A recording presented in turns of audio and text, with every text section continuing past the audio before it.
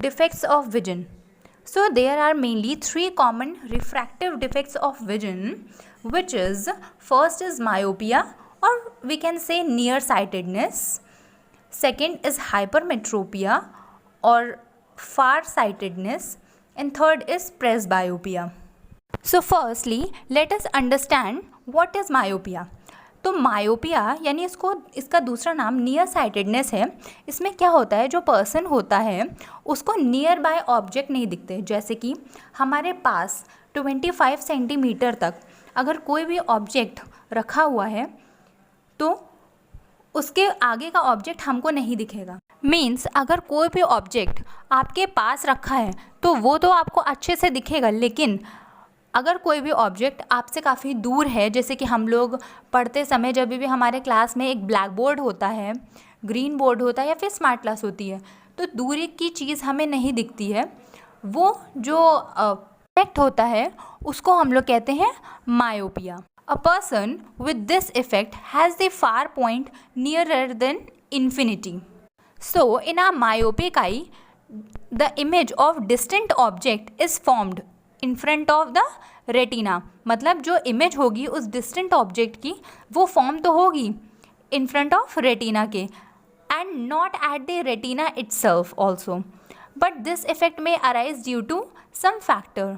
First is excessive curvature of the eye lens और elongation of the eyeball जो हो जाती है उसके चलते.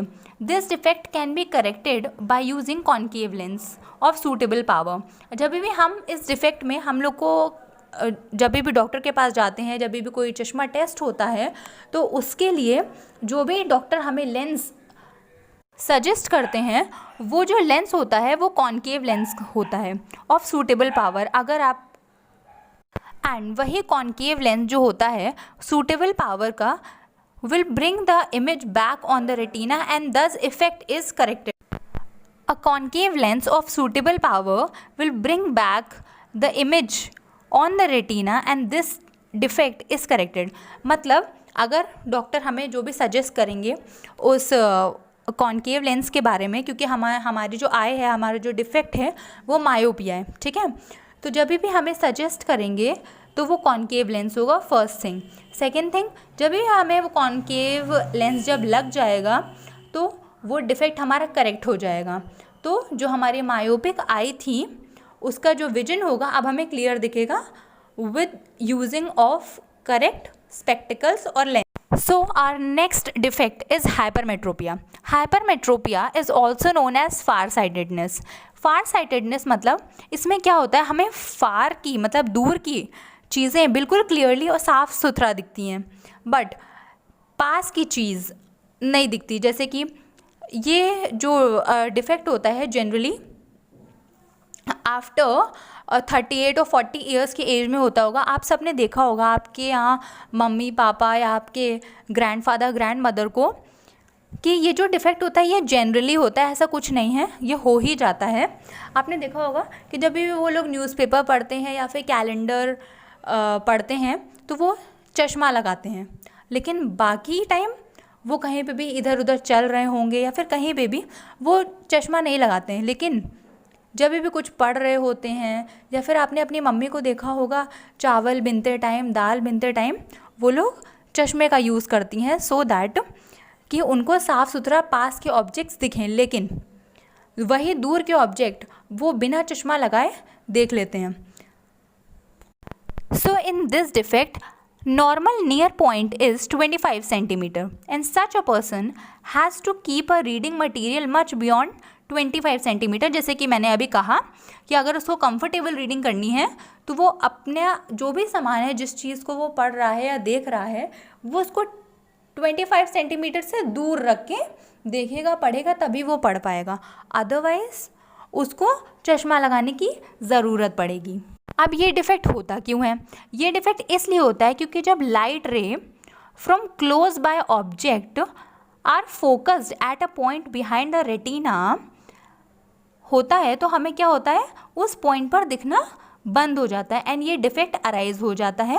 बिकॉज क्योंकि क्या होता है, जो फोकल लेंथ ऑफ आई होता है उसका जो लेंस होता है वो बहुत ज़्यादा उस टाइम बड़ा हो जाता है और कभी कभी ये होता है कि जो आईबॉल होती है वो हैज़ बिकम टू स्मॉल, कभी वो बहुत छोटी हो जाती है। इसीलिए ये जो डिफेक्ट होता है can be corrected by using convex lens of appropriate power. And sometimes eye glasses with converging lens वो प्रोवाइड करती हैं कुछ एडिशनल फोकसिंग पावर जो रिक्वायर करता है for forming a image on retina, जिसकी वजह से ये जो डिफेक्ट होता है वो सही किया जा सकता है by using a convex lens. And our third defect is presbyopia.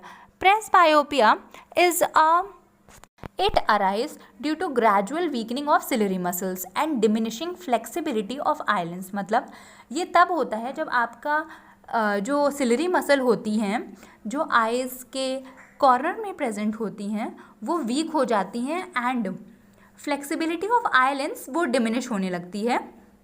Sometime a person may suffer from both myopia and hypermetropia and such people often require a bifocal lens, क्योंकि common type of bifocal lens consist of both concave and convex lens. Generally this type of defect is gradually decreases with ageing. जैसे जैसे उम्र बढ़ती जाती है वैसे वैसे ये हमारी आई में डिफेक्ट होता जाता है, which is known as presbyopia, which is we can say combination of both defect which is myopia and hypermetropia.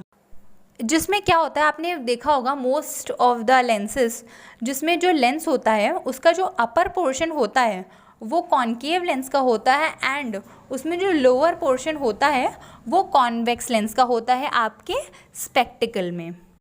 And lower portion facilitate near visions and upper portion facilitate distant vision. But as you know 21st century में everything is possible with technology. This defect with correct with through contact lenses और surgical interventions। जैसे कि आप लोगों ने देखा होगा आजकल बहुत फेमस हो रही है लेसिक सर्जरी और another name it's laser surgery which is very famous nowadays।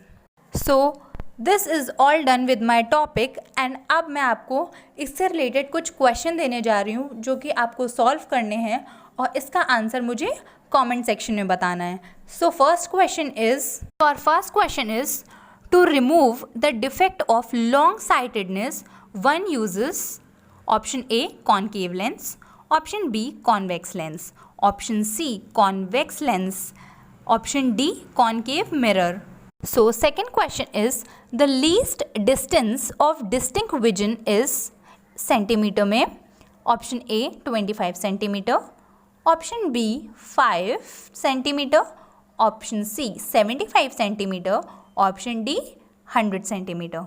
Question third is in long sightedness images are formed at following।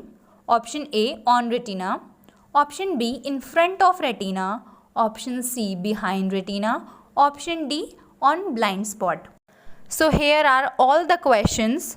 आप सबको ये क्वेश्चन सॉल्व करना है और इसके आंसर हमारे कमेंट सेक्शन में देना है। एंड अगर वीडियो अच्छी लगे तो please like and subscribe my channel and bell icon दबाना मत भूलिएगा। Thank you.